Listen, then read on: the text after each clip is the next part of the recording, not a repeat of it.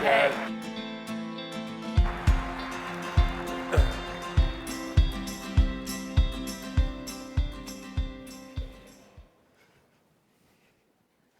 It's like 7:15 in Eastern Standard Time, so I'm going to start with good evening. I want to welcome all of you, as Linda did, to the NCAA's 2024 National Convention. I want to thank you all for being here with us. Now, I have 12 minutes to talk about the state of college sports. 12. Honestly, given the size and complexity of the issues we face and the opportunities ahead, I would have preferred 12 hours or maybe 12 days. So let's get to it. But before that, I think we need to stop for a minute and we need to say happy 50th anniversary and congratulations to all our colleagues in D2 and D3.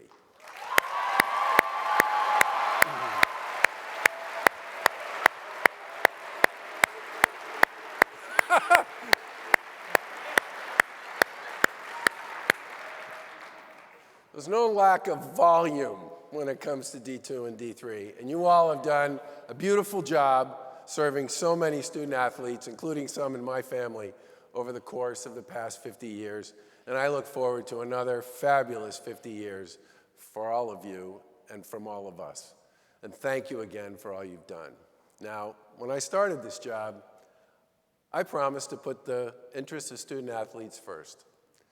And I'm incredibly pleased that just a few months after I took office, the D1 leadership turned several transformation report recommendations into action. Starting in August, all Division I schools will be required to provide student athletes with a 10-year scholarship commitment to complete their undergraduate degree, a guaranteed scholarship that can't be taken away if a student athlete gets injured or stops playing, and access to mental health services designed by medical experts. At the same time, we conducted a review of the NCAA and college sports. And in 90 days, we distilled the key issues to focus on and built a game plan for tackling them. I won't bore you with all of the details, but there are three pieces of this that really stand out. The 18 to 22-year-old population has been declining for about 14 years and will continue to do so. How fans follow college sports is changing. The cord-cutting trend is accelerating. And the NCAA has a ton of scale that can be leveraged to support schools and deliver greater benefits to student athletes. 10 months in, we now have a series of initiatives to invest in the games, provide greater benefits to student athletes, and better support going forward for schools. First, student athletes across all three divisions will have access to 2 years of injury insurance coverage for athletic injuries that require treatment when they leave school. That also starts in August. Second, student athletes said they wanted better mental health support, and this week, as Linda just pointed out, the NCAA has adopted an updated set of mental health best practices. Schools will rely on these mental health best practices as they provide mental health support to their student athletes. Now, this report is the end product of 2 years of work by an outstanding panel of experts and comes on the heels of a series of webinars that were sponsored by the NCAA across all three divisions. I want to say thank you to the student athletes for speaking out on this issue, and I especially want to thank Linda and the members of the Board of Governors for following through. I think that one kind of deserves a round of applause.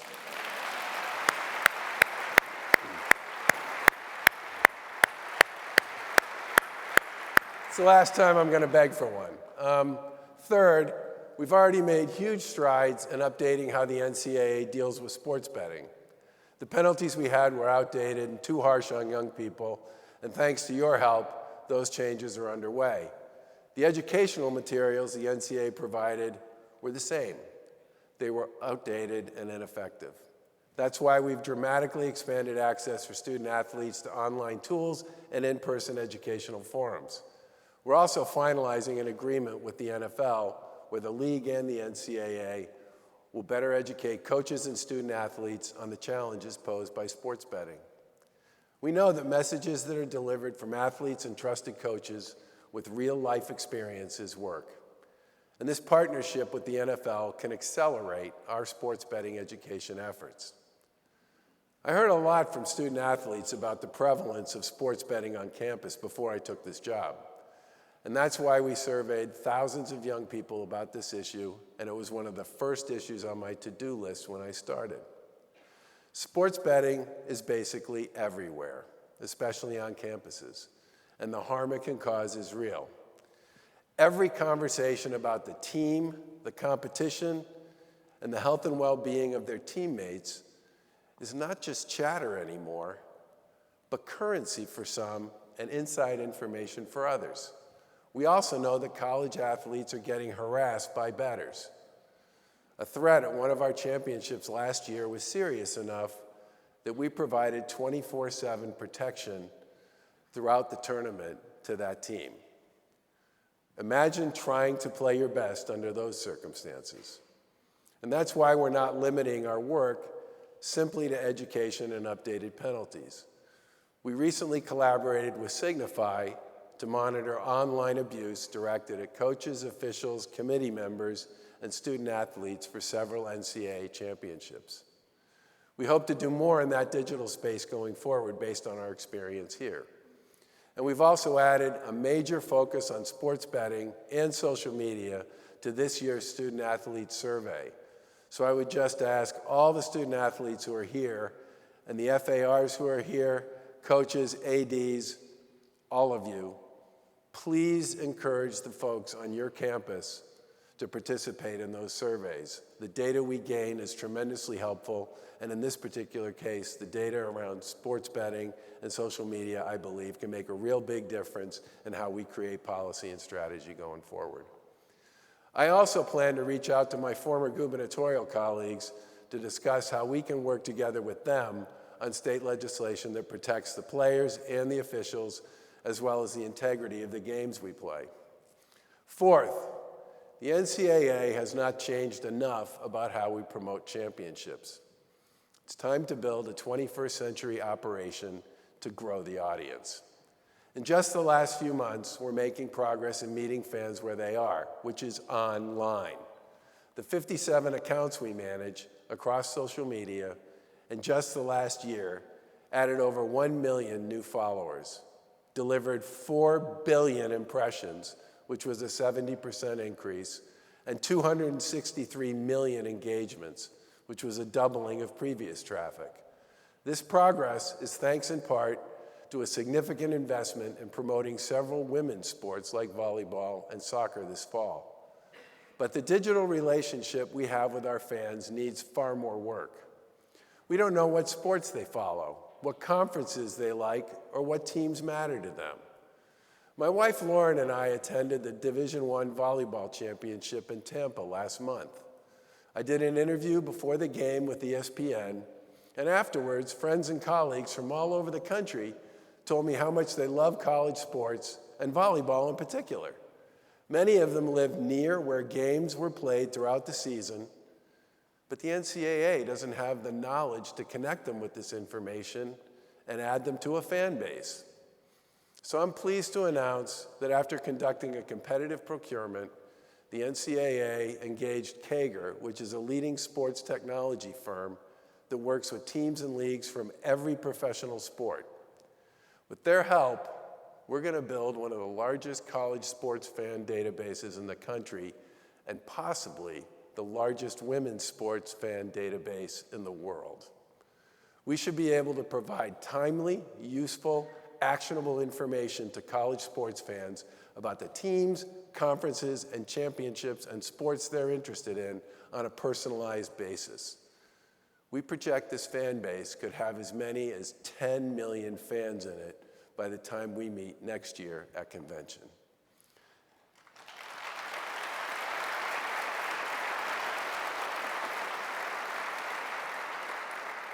I want to get that number up to 25 million at some point.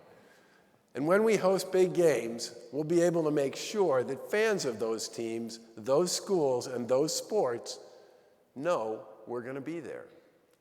Fifth, as you may have heard, we just renewed our media rights relationship with ESPN for all NCAA championships except men's basketball. It's a really exciting deal. And while these are clearly challenging times in the media space, the investments made by the NCAA and ESPN and so many others have been paying off.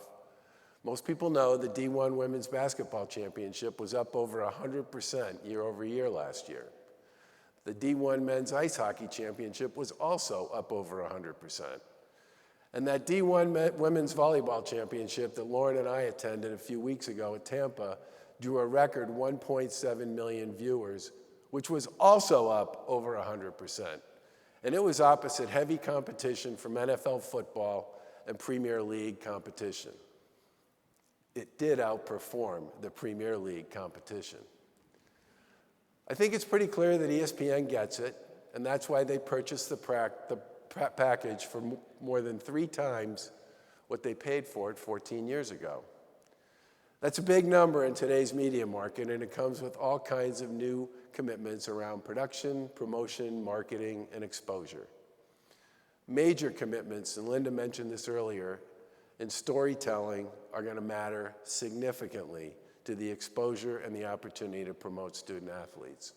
We're also going to get significant traction on selection shows, in-studio promotions, selected ABC placements, and the inclusion of a number of D2 and D3 championships. Those are just some of the new elements in this package. Now, given the success and the importance of D1 women's basketball, this new package also makes it possible to begin discussing a units program for schools that participate in the women's basketball D1 tournament.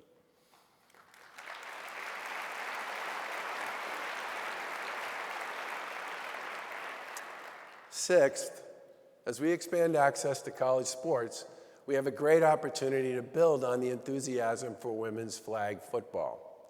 That's a winner, I agree. In the months ahead, we'll be working with the schools and organizations that are promoting the growth of this sport. The fact that it will be an Olympic sport in Los Angeles in 2028 gives us a timeline to build back from as we grow this great opportunity for women athletes. Seventh, the association's work to make our industry more diverse gained momentum this year in a number of ways. The coaching academies were sold out in no time. The national office's postgraduate internship program achieved 100% job placement. And for the first time, the NCAA Inclusion Forum, which gathers athletics, diversity, and inclusion designees, filled up in less than a week. Eighth, the NCAA is acting on NIL bylaws that will bring clarity and consumer protections for student athletes and their families.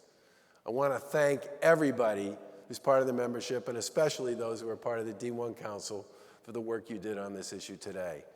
And while there's more work to be done on NIL, these reforms cannot come soon enough. Ninth, I'm getting there. Ninth, we also have some unique opportunities to enhance the fan, team, and student athlete experiences by seeking additional local partners. And we plan to build on the current trial run with Huddle to stream 200 D2 championships in 2023 and 24. We're also dedicating resources to support schools and conferences around recruiting and retaining officials. The average age of officials is in the mid-50s, and this is creating challenges across all 3 divisions. 10th, we're now engaged in discussions about how schools in D1, especially those schools with the greatest resources, can do more for student athletes. We've received excellent feedback on these proposals from student athletes and from many of you. Some may quibble with the details, but they're glad we're finally talking about the elephant in the room. To maximize these opportunities, it'll be important for Congress to provide special status to student athletes.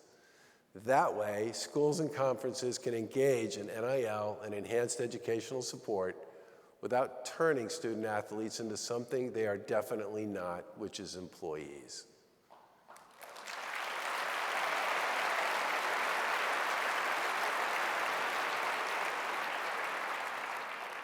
The student-athlete leadership from all three divisions and from several conferences put it best when they said they do not want to be forced into an employer-employee relationship.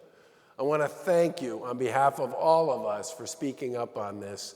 We are enormously grateful for your participation in this debate. To all of you, okay? Converting student-athletes into employees would alter virtually every aspect of their academic and athletic experience. It would also turn the way schools administer their athletic and academic programs upside down. The letter to Congress from members of the historically black colleges and universities community put it very well. Classifying student-athletes as employees would have a staggering impact on our athletic programs in our schools. Now, getting a law passed to deal with this and the other issues facing college sports is not going to be easy. But thanks to many of you who've spoken up already, we're making progress. I believe lawmakers are getting the message about why employment is not the right idea and are seeking other ways to do more for students. And I can tell you, we are all in on that discussion. Now, there's much more to do for our student athletes in our schools, but there's also much to celebrate. The latest data on graduation rates demonstrates continued progress across all demographic groups and all three divisions. And student athletes continue to graduate at rates that exceed their non-student athlete peers across every demographic group. That deserves, I think, I'm begging again, but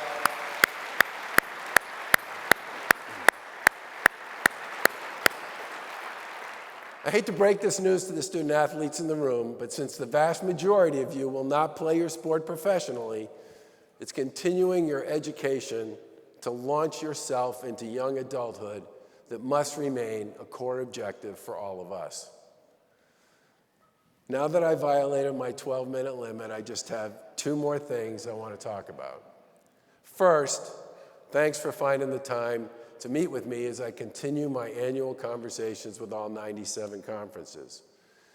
They remain extremely informative, extremely helpful to me and to the team as we navigate these very challenging times. Second, my 95-year-old father's favorite saying, or at least one of them when I was a kid, was a pretty simple one. Son, it's not going to fix itself. That was his way of saying you can't stand by and watch and expect things to get better. You have to do stuff. As someone who spent most of my career in healthcare, government, and politics, I'm quite familiar with the challenges that are associated with doing stuff in big, complicated organizations. So are you. And I think it's really important that we remember that college sports is a uniquely American and uniquely amazing enterprise.